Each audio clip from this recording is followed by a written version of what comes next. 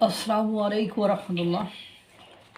ভারতের লালকেল্লার দিল্লির লালকেল্লায় বিস্ফোরণে পুরো বিশ্বে আলোড়ন সৃষ্টি হয়েছে এবং এই বিস্ফোরণে মুসলমানরা দায়ী, সেটি মুজাম্মেল স্বীকারোক্তি দিয়েছে।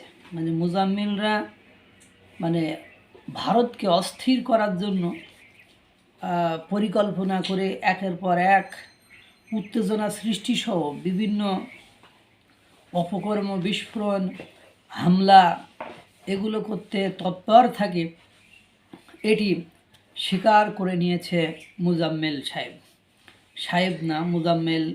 এদের কারণেই এবার ভারতের যারা নিরীহ মুসলিম আছে, মুসলমান আছে, তাদের উপরে যে খড়গহস্ত নেমে আসবে, তাদের উপরে যে নির্যাতন, নিপীড়ন চলে আসবে, সেটা এরা কখনো ভাবে না।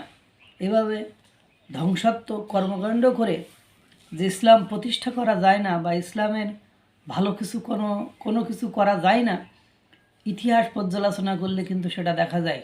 তাই যদি হতো তাহলে পাকিস্তান অনেক আগেই অনেক কিছু করে ফেলতো। এরকম দিনকে দিন গুটি গুটি পায়ে দেউলিয়াত্বের পথে চলে যেত না। যাই হোক, ভারতে বিস্ফোরণের পেছনে নতুন তথ্য সামনে এসেছে। তার আগে এটি বিশ্বে আলোড়ন সৃষ্টি করেছে। জাতিসংঘ, কানাডা, চীন এরা এই বিস্ফোরণের ঘটনায় উদ্বেগ প্রকাশ করে দুঃখ প্রকাশ করেছে। অভিযুক্ত মুজাম্মিল পুলিশ তদন্তে জানিয়েছেন যে আগামী বছরের জানুয়ারিতে লাল কেল্লায় হামলা করার পরিকল্পনা ছিল ওমর ও তার, অর্থাৎ ডাক্তার ওমর আর মুজাম্মিলের আগামী বছর জানুয়ারিতে লালকেল্লায় হামলা করার পরিকল্পনা ছিল। এছাড়া দীপাবলিতে জনসমাগমপূর্ণ কোনো স্থানে হামলার পরিকল্পনা ছিল, যদিও তা ভেস্তে যায় বলে তদন্ত কর্মকর্তাদের জানিয়েছেন মোজাম্মেল। বিস্ফোরণে জড়িত সাদা হুন্দাই গাড়িটি গত 29 অক্টোবর থেকে 10 নভেম্বর পর্যন্ত আলফালা বিশ্ববিদ্যালয় প্রাঙ্গণে অভিযুক্ত ডাক্তার মোহাম্মদ শাকিলের মালিকানাধীন গাড়ির পাশে পার্ক করা ছিল। শুরু থেকেই দিল্লি পুলিশের দাবি, ফরিদাবাদের বিস্ফোরক দ্রব্য উদ্ধারের সঙ্গে যোগসূত্র আছে দিল্লি ট্র্যাজেডির। 2023 সালে শ্রীনগরের একটি হাসপাতালে রোগী মৃত্যুর ঘটনায় অবহেলার অভিযোগে বহিষ্কার করা হয় এই ওমরকে। এর আগে দিল্লি বিস্ফোরণের প্রাথমিক তদন্তে উঠে আসে পূর্ব পরিকল্পনা নয়, বিস্ফোরক দ্রব্য পরিবহনের সময় আতঙ্কিত হয়ে বিস্ফোরণ ঘটনা ঘটায় সন্দেহভাজন সন্ত্রাসীরা। হতাহত, ক্ষয়ক্ষতির পরিমাণ বিবেচনায় দিল্লির ঘটনায় সামরিক গ্রেডের বিস্ফোরকের ব্যবহার হতে পারে বলে উঠে এসেছিল প্রতিবেদনে। কিন্তু মোজাম্মিলের স্বীকারোক্তিতে এটি অন্যদিকে মোড় নিয়েছে।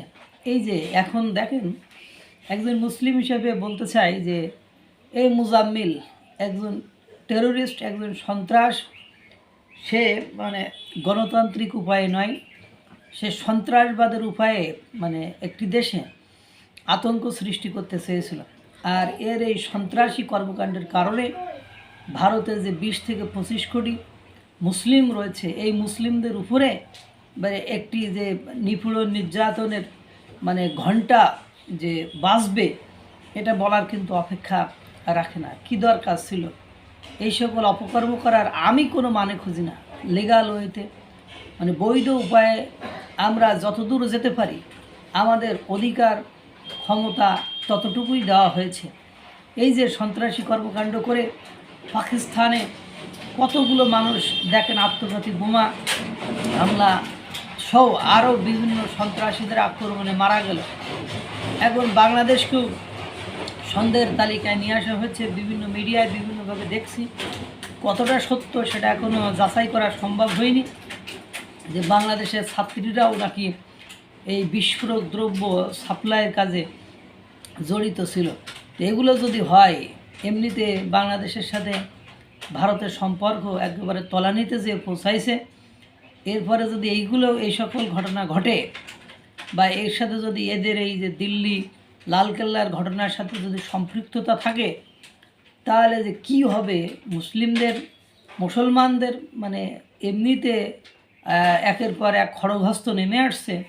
তারপরে আপনার ইসরায়েল তো বলে দিয়েছে লস্করে তৈবার যে সন্ত্রাসী সংগঠন আছে তারা ভারতের সাথে একত্রিত হয়ে তাদেরকে দমনে, তাদেরকে নিয়ন্ত্রণে, তাদেরকে উৎখাতে, তাদেরকে নিশ্চিহ্ন করতে কাজ করবে। সুতরাং ভবিষ্যৎ মানে মুসলিমদের জন্য খুব বেশি এই আমাদের মানে এশিয়া মহাদেশে যে ভালো নয় সুখকর নয়, এটি অনেকটাই আন্দাজ করা যাচ্ছে। আল্লাহ তাআলা সকলকে ভালো রাখুক, সুস্থ রাখুক, আর সকলকে ন্যূনতম মূল্যবোধ, নৈতিকতাবোধ এবং বোঝার তৌফিক দান করুক। আসসালামু আলাইকুম ওয়া রাহমাতুল্লাহ।